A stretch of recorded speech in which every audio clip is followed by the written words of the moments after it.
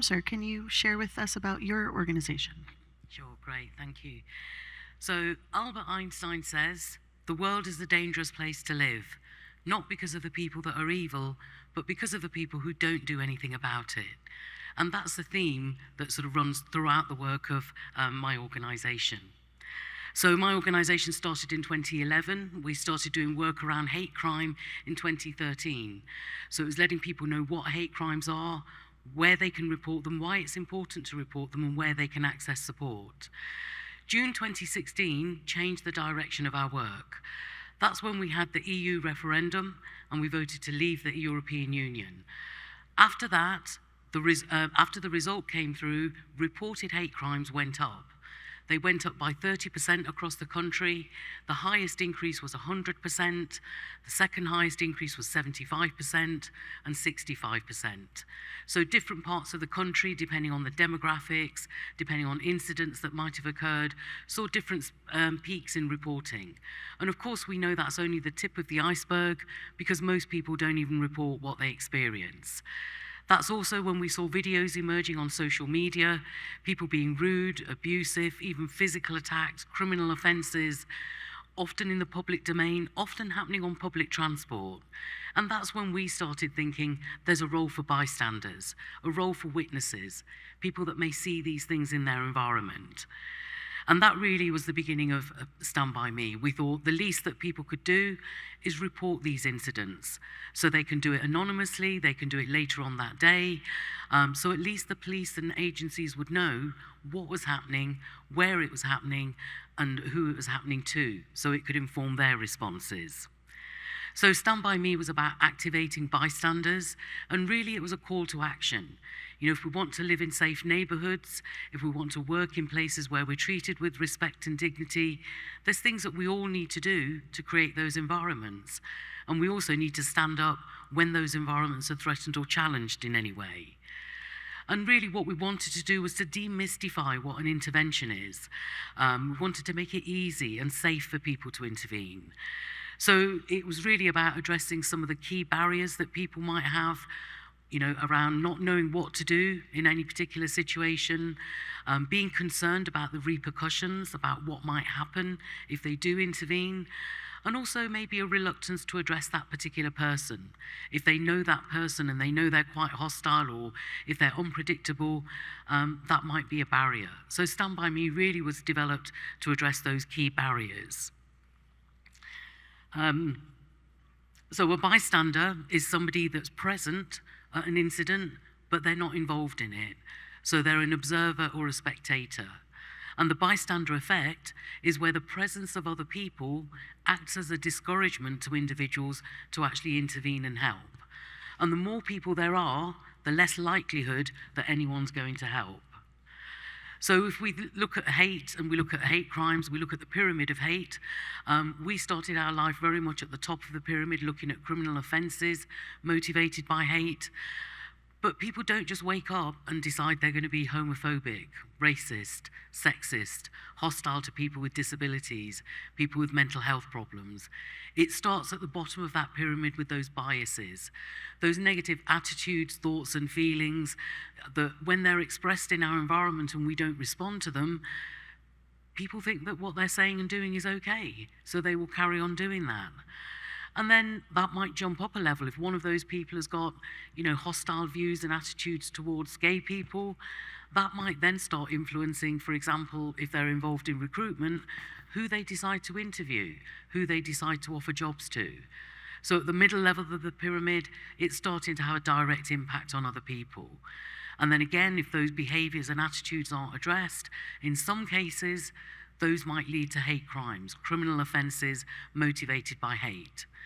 So not every negative bias or negative attitude is going to lead to a hate crime, but every hate crime will have started its life somewhere as a series of negative attitudes, negative feelings that weren't addressed, that weren't engaged with. So really, you know, now most of our work starts at the bottom of the pyramid. We try and look at how we can prevent hate crimes happening, trying to catch things at the earliest level. So one, it's easier to intervene at that lowest level when negative biases and attitudes are expressed, but it's also got the best chance of stopping that escalation into more harmful behaviours. So we also developed a program called Stand By Her, which was very much around tackling sexism and misogyny. And really our work is about changing social norms, is about changing how we all respond to hostility in our environments. And we say that Stand By Me really is a program around tackling any form of hostility, whether it's a hate crime, whether it's a negative attitude, happening to anyone, whatever characteristic or identity people have, in any environment. So whether that's in your neighborhood, whether that's in your workplace, or whether that's in your place of education. So people commit some terrible acts. Unfortunately, we know that. However, bystanders that have the power to intervene and choose not to do so allow these incidents to happen, continue, and potentially escalate. So bystanders are not neutral. There's a very active role that we play when we don't respond to hostility in our environment. And people will often say they're concerned about the consequences of intervening or responding. I'd invite you to think about the consequences of not intervening, because that's when we see those horrific events that end up in the papers. In the workplace, that's where we see people starting to take legal action. We see teams that become demoralized, people's individual mental health well-being starts being affected. So that's one of the things that we really emphasize on our training. Let's think about what happens if we don't intervene, because often we see that creep up the pyramid and those attitudes and those feelings have a tendency to escalate. So most people think an intervention has to be directed at the person, the perpetrator, but we've got 3 broad ways of approaching it. So first of all, you can address that perpetrator if you know them, if you feel comfortable, but also you can touch base with the person that's affected. Touching base with somebody when they've been affected by hostility lets them know that somebody cares. When something happens to someone and nobody responds, they think everyone else is thinking the same thing, or that nobody really cares about them. So touching base with that person is really important. And then the third approach is actually getting it reported somewhere, getting it logged.